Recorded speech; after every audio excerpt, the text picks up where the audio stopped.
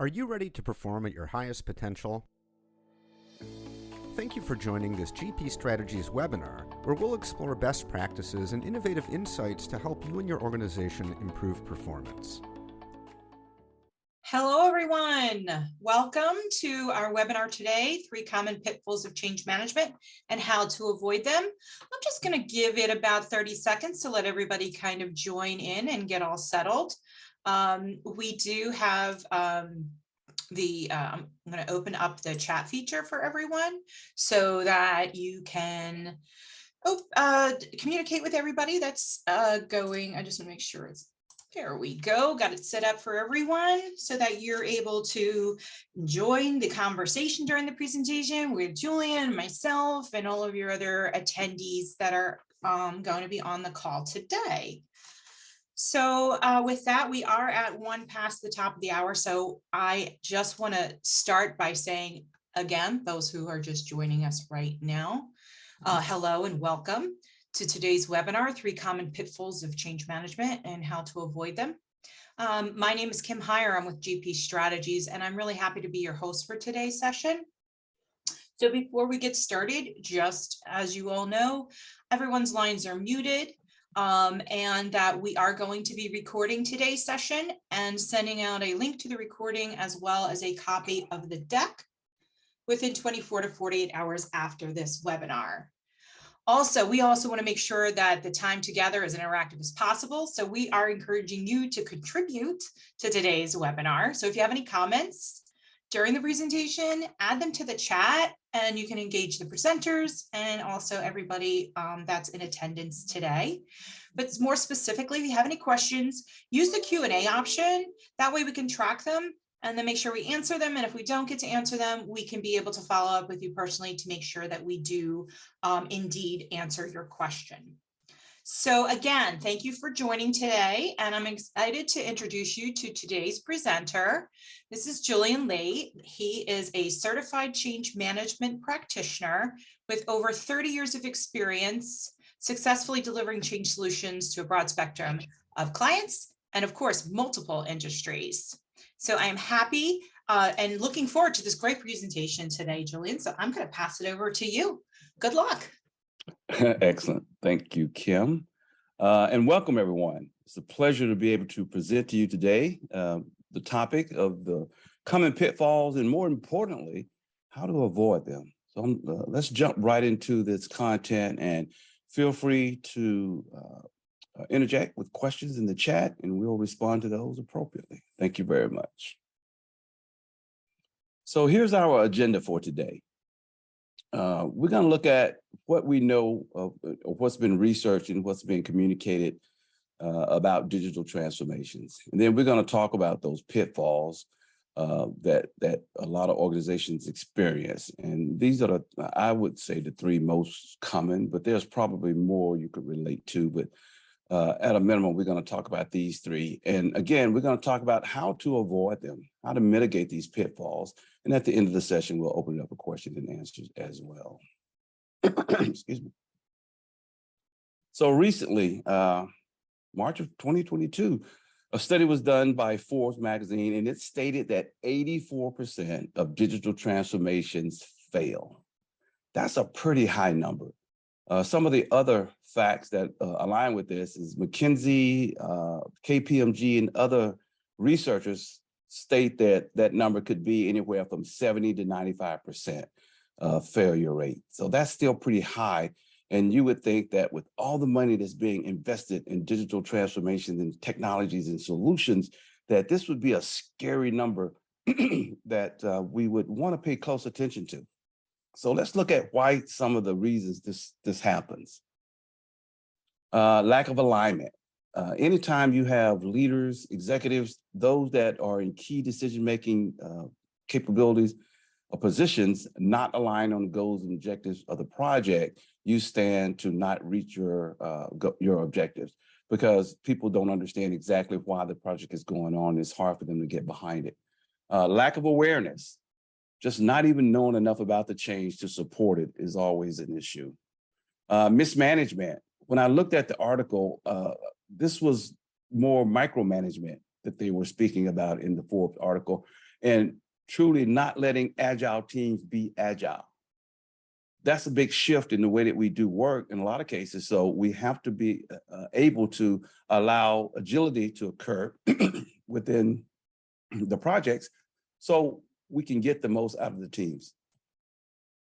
And then there's the distractions. Everybody has their day-to-day lives at work, and these can be distractions. And there's other things that's going on in the work world that will cause us not to concentrate or focus enough on the task at hand. The shiny new toy syndrome. Ooh, I like that.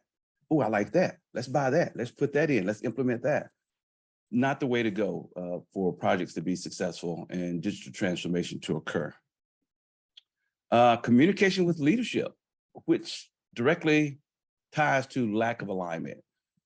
A lot of times we don't speak the language of leadership when these projects or digital transformation come about. It's not so much that it's nice to have or something that we feel like it's important for us to be better, but you got to speak the bottom line results of why these projects are being put forth, and that allows alignment to happen and the executives to get behind it. Lack of control over vendors. I'm seeing this more and more in today's environment, where not having the right kinds of rigor and control and accountability in place for vendors is causing a lot of projects to not even get off the ground. So they can't even reach the failure rate because they're struggling to even get it implemented. User training, the lack of training their users at the right time, and just ensuring that the users are thoroughly knowledgeable about what's upcoming is a critical factor. We have to train. We can't assume that just because maybe it's just a GUI change, that people will just adapt to it. Loss of talent.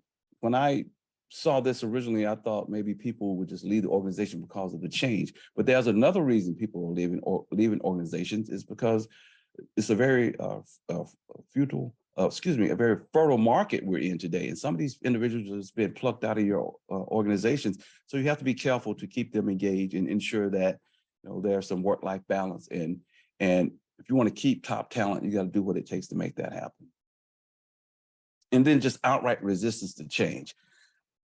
There will be people on projects that will attempt to sabotage the project, whether it's passive or active or passive. That will occur because you're interrupting their lifestyle at work. You are causing some disruption in the way that they do work, and that individuals being uncomfortable will react to change in a certain manner. So you have to be careful with that. Slow decision-making will cause projects to fail. You have to be on point with the decision-making and ensuring that when you do make those decisions, you can move forward effectively and get the project on the way. And then just poor prioritization, not knowing exactly what needs to be where in the grand scheme of a digital transformation has an impact on these projects and causing them not to reach their full value. So I just went over 12 items. We'll just say that 12 things that Forbes says causes digital transformations to fail. Now, did all of you reference that these items all revolve around people? Nothing to do with the technology. The technology may work extremely well, but it's the people aspect that's causing these digital transformations to fail. So how do we address that people readiness? How do we understand the human component to ensure that we're getting what we anticipate with these implementations? It leads right into change management. Change management is so critical in ensuring that these projects come to fruition, reach their objectives and goals, and ensuring that the organization moves forward, that it is the foundation for digital transformation to be successful. So we're saying that if you have a strong change management entity component within these projects, you can lower that number from 84% and just ensure some success when it comes to delivering these implementation. But here's the catch. Change can be difficult. When we're talking about changing, obviously we're taking people out of their comfort zone, even though people may come to work every day and complain or come to work and just have to do minute tasks. You take that away because people get comfortable in their own chaos in a lot of cases. So when you take that away from individuals, it causes them to be uncomfortable. And when people become uncomfortable, they have a tendency to react to change in a certain way. So change can be difficult. So how do we make sure that we get people to make that shift and be aware of what's going on within the digital transformation world, and be sure that they can make that change in that journey that's required to reach that bottom line success? So with the difficulty of change, there's the 3 common pitfalls I'd like to share with you today, and that's what we'll jump right into. Number 1, there's a limited or limiting belief about the value of OCM, of organizational change management. Is it really worth it? Does it really make a difference? Well, I'm going to share with you some information here shortly that will definitely make a case for why it's important. So again, why are people so hesitant to be involved, to get change management on a project? So here's some reasons I think why it occurs. The value of OCM is meant to minimize primarily because of all the other things that's going on the project. You have your project management team, you have your development folks, you have the business requirements being gathered. So a lot of times all the technology implementation activities that occur will kind of supersede what's needed from a change management perspective, and it just minimizes the value because of all these other daunting tasks. And then there's a lack of understanding of the dynamics that humans play in successful implementations. If you look at those 12 factors, every one of them is related to human beings. So it's important for us to understand you can't build it and they will come. You have to have that involvement, right? So the human factor is important. And a lot of times executives and people who are moving these change projects and digital transformation initiatives don't really understand or don't focus enough on the human dynamic that's at play. Lack of awareness about the benefits of change management. Oh, it's the touchy-feely stuff. It's the soft skills. When I hear soft skills, I really have an issue with that. And if I had hair, it would be standing up on my head when I hear soft skills, because it's really the hard stuff, right? It's really the hard stuff that you have to get implemented to get people to engage and be a part of a change effort. So we're going to talk about what some of those benefits are for change management. And here's a good one too. The new solution will be better than the old legacy system, so people should just embrace it because it's answering their call. It's taking away all their pain points. Again, people are comfortable in chaos. So if you don't engage them, and if you take away what I'm accustomed to using, even though it's causes me angst and heartburn every day, but you take that out of my day-to-day activities at work, I'm going to respond in a certain way. And typically that's resistance to change. And that's what you get when people don't understand the true value of change management. Julyan, I have a question. I think is a good spot to throw this in that came in. Sure. It's how do you influence those resistant to the change? Like, what do you do? And I have a teenage daughter, and I would like to know that too. Tips and tools. Well, I have a 13-year-old. So if we want to go down that path, this turns into a therapy session as opposed to a change management discussion about another meeting. Because there's more than 3 pitfalls when it comes to them. How about that? Yeah. So managing resistance is important.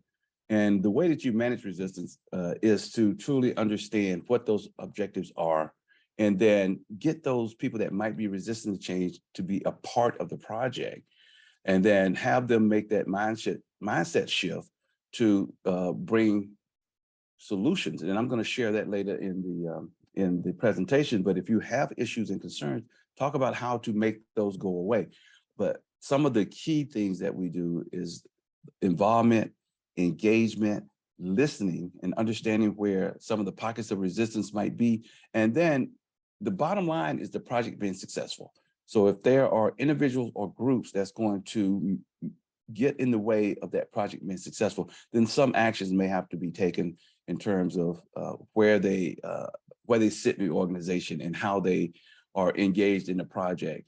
And just ensuring that that project is successful, you have to manage that resistance and understand where that resistance is coming from, and then mitigate that through some form of change interventions, engagement and involvement in activities such as that. Good question. Thank you. So I mentioned earlier that there's some proof that change management works. This was a study conducted by McKinsey. They interviewed 40 different companies from several different industries, and the criteria being used was to determine what the expected value of the project was versus value captured. And they were using these 12 components, these 12 components that fall into 3 categories: senior management, middle managers, and frontline staff. So these 3 organizational levels will contribute to the effectiveness of the change. So during this study, this is what they found out. Now, this is pretty impressive. 11 of the companies that had effective change management at all 3, I'm pointing at the screen as if you guys can see it, at all 3 levels, senior managers, middle managers, and frontline staff, all the 12 components were lockstep, and things were happening as they should from a change management perspective. They received 143% of value captured. That's pretty impressive, right? That's over what your anticipated 100%. If you get 100%, that's great and wonderful. But you can see if it's effective change management, if everything is hitting on all cylinders, then you're going to get some value out of it. 7 companies who had change management at 2 levels of the organization. Let's say senior managers and middle managers were spot on in doing what they were supposed to do, and the frontline staff was kind of lacking. Not saying they weren't involved, they just wasn't as effective as they could be. They got 129% of value captured. 11 companies that had 1 level of effective change management, you can see where they got, and you can see where this slide is going. The bottom line is that you don't want to be in the bottom 22 companies. You don't want to be like them. 68% value captured, 35% value captured. For the ones that had 0 effective change management, they only got 35% of the value captured. So digital transformation is failing here. You could say it's failing in the next box as well. It's being successful when you've got 2 levels of organizational change management working effectively, and it's most successful when you're at 3 levels of organizational change management. Again, hitting on all cylinders. Everybody's doing what they're supposed to do, and it's being managed appropriately. So I can't see your hands, but guess where I would want to be? I would want to be hitting 143%. So let's have effective change management be a part of your digital transformation. So here's the proof. Studies, everyone provided their input, and you can see there's value in change management. Julyan, I have a question. Sure. Okay, what if you know you're not going to get that buy-in from the senior leaders on the effective change management? Do you just consider moving on with the project if you feel you're doomed for failure or non-value captured? You still move forward with the project. I haven't seen a project not go to its full potential or go through its whole life cycle of development and deployment based on the fear that executives wouldn't be in place. You just don't get what you expect to get. So in order to feel good about reaching these values, if there's individuals within influential positions that might cause the project to be in jeopardy, or this attainment of goals to be in jeopardy, then some action has to be taken. Again, there's things you can do to get key executives and key influencers involved, and we're going to speak about those on some upcoming slides. But just some of the things is, again, involvement. And if people are so adamant and are so actively resisting, some cases you have to move them away from the influence. So they don't have as much influence on the project, but still adding value in some of the areas of the organization. But you cannot let the project be in jeopardy due to human behavior. Mhm. That's important.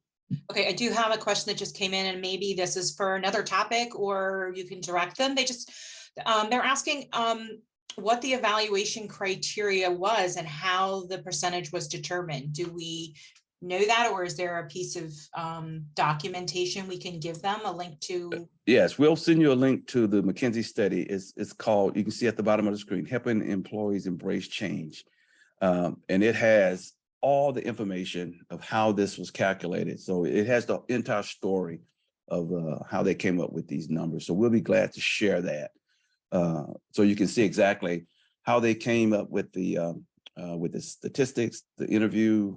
I don't think they go into who all they interviewed, but the different industries that contributed to this survey. And it lays out in greater detail. It's a pretty lengthy article. Obviously, we couldn't add it here, but that's a great question. But we'll be more than happy to share what is the source of this information, so you can evaluate it and see for yourself how it all played out. We good? Yeah, good. Awesome. So here's pitfall number 2, underfunding your OCM budget. Let's talk about that. What does that mean? This is by far my favorite slide. That's my car, by the way. That's, no, technically it's not. I'm just kidding. I wish. Let's just look at that car for a moment. That is a fabulous looking automobile. Just look like it should just perform and do what it's supposed to do. So imagine you go and you purchase this car and the dealership says, hey, you've got to put the right kind of fuel in this car to make it perform like you expect it to. So the minute you get home, you go, man, I spent a ton of money on this car. I can't afford super unleaded gas. So you start putting regular unleaded gas in it. And all of a sudden it starts to sputter and it's not getting what it's supposed to do, supposed to get. And you're feeling like, wow, I've paid all this money. Now this car is not performing like I expected it to. Well, guess what? You put the wrong fuel in there. And that's what I liken change management to when these projects are sold and begin the transformation journey. It's like putting the wrong fuel in a high performance sports car. You have to understand that if you want the most out of your change management, the most out of your projects, you've got to put the fuel of change management into that project to make it totally successful. I would not want to drive that car if it wasn't performing the way it's supposed to. And a lot of times you don't find out until you get down the road and you realize, oh, this is not good. This is not what I paid for. What's wrong? Well, you put the wrong fuel in there, or you didn't add change management to your implementation. So sticking with this car analogy, OCM should not be positioned as a nice to have, right? It should not be, okay. OCM should not be positioned as a nice to have or an add-on. Go into the dealership and go back in that little room and they start having a discussion about what else do you want. And next thing you know, you 5,000 to 10,000 over what you plan to spend for the car. You've all experienced it, I'm sure. OCM should be on the window sticker. That's the point I'm trying to make. The sales teams, talking to all the salespeople that are on this call, you have to position OCM as a necessary component of the project. I've seen experienced sales teams to just throw away OCM to get the deal because the client may be at a waffling point. And I've seen sales teams, well, go get OCM somewhere else. Give us this deal and we'll move forward, or just forego the whole OCM piece, because we may bring the effective change management, but if you just throw it off to others, you may not get what you need. But nonetheless, they don't hone in that OCM is a vitally important piece of the puzzle, and that without it, your car is not going to perform like it should. So from the sales perspective, engage, provide the benefits of OCM so you can make that happen. And then key decision makers, for all the key decision makers out there, the people that have the authority to approve projects and approve funding, make OCM a part of that funding discussion, right? Don't buy this Ferrari and then skimp on the gas, right? Just to save a few bucks. So salespeople got to sell. Our key decision makers need to buy the change management, and there's ample studies and understandings and content that will make this true. The proof is in the pudding, right? So if you have effective OCM, this whole car analogy is really taking off. I like this. OCM drives your ROI by harnessing that expected value and even above the expected value that we saw in the study. So it improves your opportunity to get to your bottom line as you go down the road. It's key to the success of projects is organizational change management. Number 3, OCM as an afterthought. Oh, wow. Yeah, guess what? We should have got OCM. A lot of times that's too late, but nonetheless, it occurs. So my mantra here is start early. Be sure and have it a part of the early discussions about the project. And then even if it is a part of the project, and this is where I want to go with it now, when it is a part of the project, don't be afraid to communicate what's going on within the organization. So start early with executing your change management. There's some schools of thought that I only need to communicate when I know more about the project. There's a school of thought that I'm not going to say anything because we may not deliver exactly what we tell them right now. I don't think that's a good practice or a good strategy. Communicate with your people early and then communicate often about the changes. And even if something does change, that's okay. As long as we're communicating and engaging people, we eliminate the opportunity for the rumor mill and people that have anxiety about what the unknown. So it's really important to start at the beginning of the project, communicating in some fashion. And I'll show you how that plays out with this next slide. At the awareness level, there's a message to be told. There's a story to be told. There's a message to be sent. And as you see, you're walking up this continuum, there's awareness and there's what we like to call organizational understanding, and then there's personal understanding. You want to get to a level of acceptance before you go live with that project. That's my rule is 80% of the organization that respond to some type of assessment will say that they're ready for the project to proceed and they're ready to accept the changes. So it's important. That number will not be at 80% if I'm not communicating at the early stages of the project. So don't be afraid to share information about the project, even if you don't know all the answers. Communicate early so people are aware. Awareness is a key component of allowing people to adopt change and then walking through all these other steps till you get to that level of commitment and adoption. It's critically important to start early, engaging people with some form of communications. Even if it's at the highest level of sharing that information, it's okay. Don't be afraid to do so.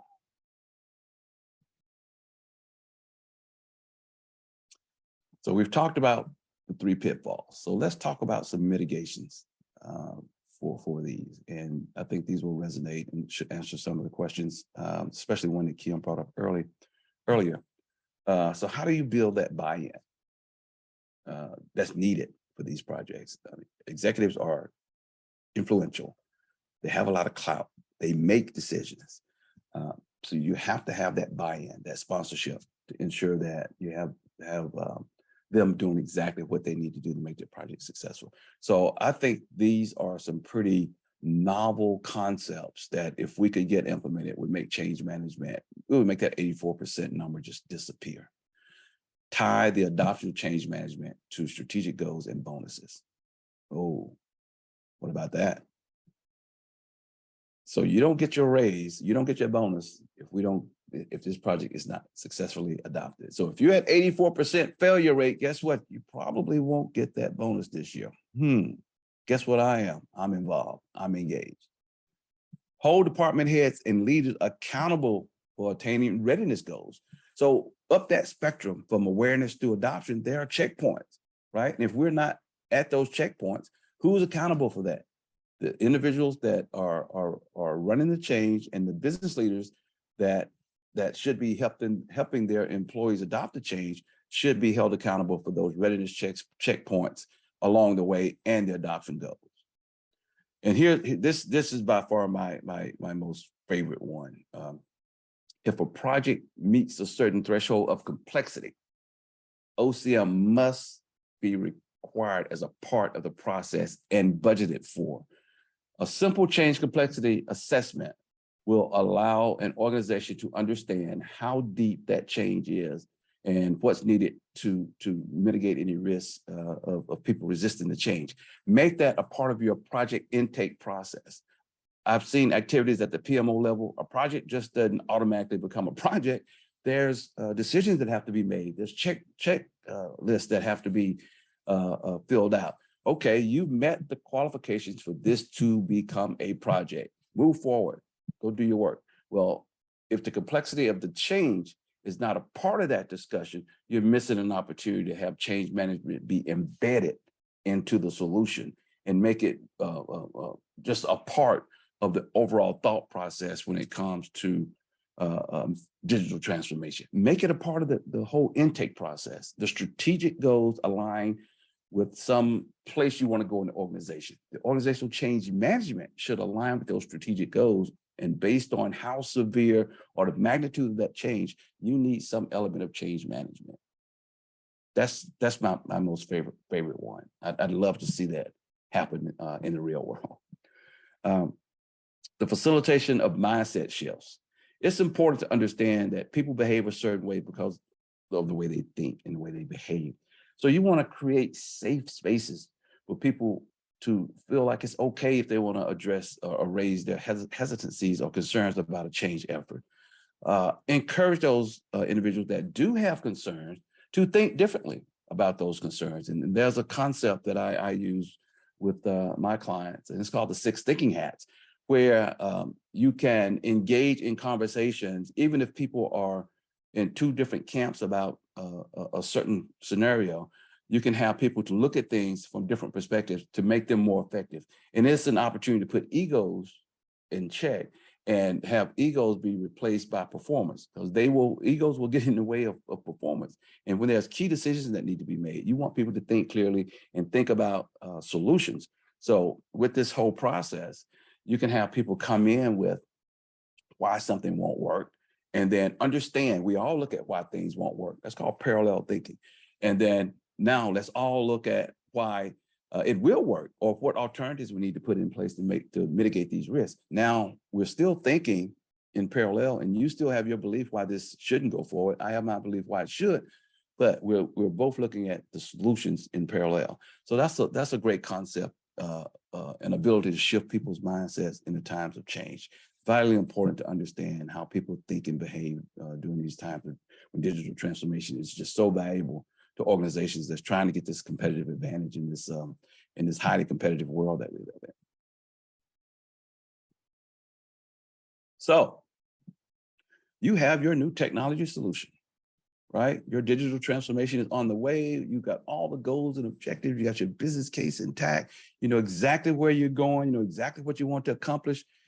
And here we go. You have a very comprehensive change management strategy. You're hitting on all cylinders for those 12 areas that were identified in the McKinsey study. All 3 levels of the organization are doing what they're supposed to do. And guess what you get? You get a bunch of happy people, right? Yay, this is going to be great when we go live. I'm loving it. It's going to make my world different. Now, we may not get that level of excitement, but nonetheless, you have people more engaged, more involved, and you get that bottom line result that make people very happy that the change occurs, because there are some continuous improvement opportunities and they've been involved in the process, and it allows them to see how things are going to make their lives better. The converse of that, if you do not have effective change management, if your change management strategies have a shortfall, say you limit it by budget, you limit it by waiting till the last minute to involve the change management effort, or you just don't see the value of it. When you go live with that solution, you may have a bunch of people sitting around like, oh boy, here we go again. They did it again. Last implementation went, this one went just like the last one. So they're not as enthused, right? So it's important to get the most out of your projects and most out of your digital transformation by engaging the people within your organization and doing it in a very structured, methodical way by having organizational change management be the catalyst for that level of success. So I know where I would want to be. I would be raising my hand, pumping my fist, saying, yes, this is great. Let's move forward. Thank you for allowing me to be involved. That's the kind of engagement and kinds of excitement you want when projects kick off or digital transformation takes place. So organizational change management makes that happen. So here we are. Here we are. So I'm just going to interrupt you for a second. We're going to go over Q&A. Sure. But I have a couple questions, but I just remind anybody who is on the call right now that if you do have any questions, you can enter them into the Q&A section. And again, we will answer them in the time we have allowed. And those that don't, we can do a direct follow-up.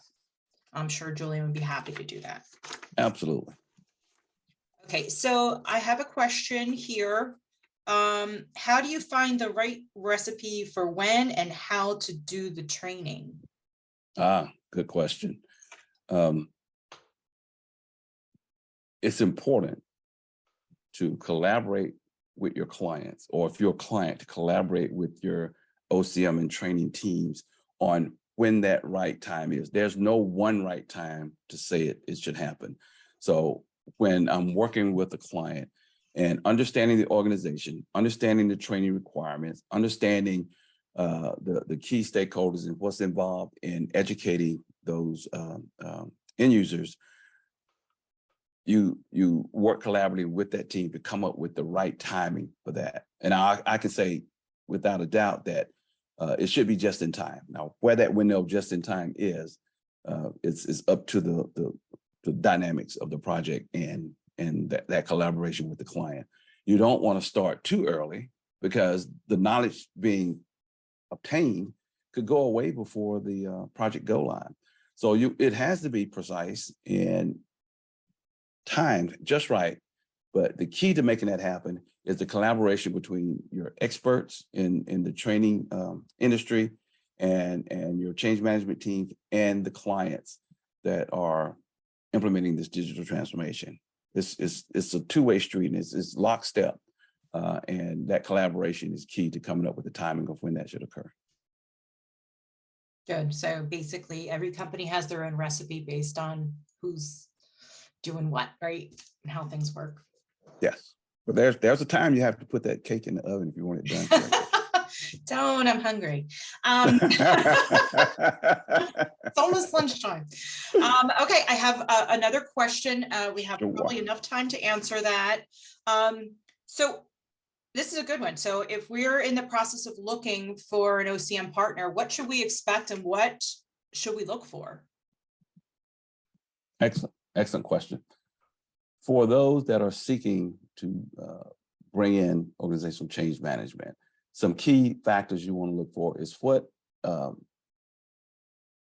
products or artifacts or tools, techniques for a thorough analysis of my current state. I'm speaking as if I'm the client of my current state, so they can put together the best possible solution. You do not want to come in or have an organizational change management entity come in with a cookie cutter approach. So that analysis is critical for understanding exactly where an organization exists. And then the other key component is meeting the organization where they are. So if you move forward in some fashion, you've had some elements of change management, say you want to bring in a different vendor, that vendor should not have to come in and do a lot of rework. So understanding that the flexibility that organizations bring to the table, the ability for organizations to analyze and come up with a solution that is fit for purpose for my organization, and also the ability for that organization to come in and meet me where I am as a client is important for anybody that's considering change management. Capabilities, flexibility, the approaches that exist from a deployment perspective. If you're using an agile approach, the change management entity should be able to operate in that model. If it's a waterfall approach, I assume those are still going on out there, then the change management entity should be able to operate, but there's a distinct difference in how you do that.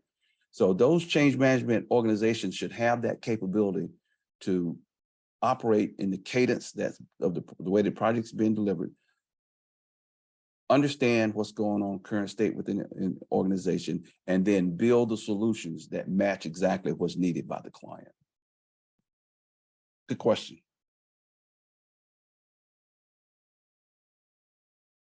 Are there any other questions? Sorry, I was on mute. Sorry. Oh, I don't okay. see any other questions coming through unless we have some last minute pop-ups, but if not, Julyan, I want to thank you for sharing your knowledge and your expertise. As always, it's a pleasure to work with you. For those of you who want to talk to Julyan or reach out to him, there's his contact information. And again, I want to thank everybody who took the time to join us today. And we hope you found this to be valuable and informative. Again, thank you. Thank you, Julyan. Thank you, everybody. And I'm sorry, you're very welcome. And thanks to everyone who joined. Again, here's my contact information. Don't be afraid to use it. I don't mind sharing my knowledge and information and experiences with people. So feel free to reach out at your convenience. Thank you all again. And I wish you all a wonderful, productive rest of your day. Have a great day. Bye, everyone. Bye-bye. This webinar is brought to you by GP Strategies. Together we can create a world where business excellence makes possibilities achievable. You can access more webinars or download additional resources at gpstrategies.com/resource-library.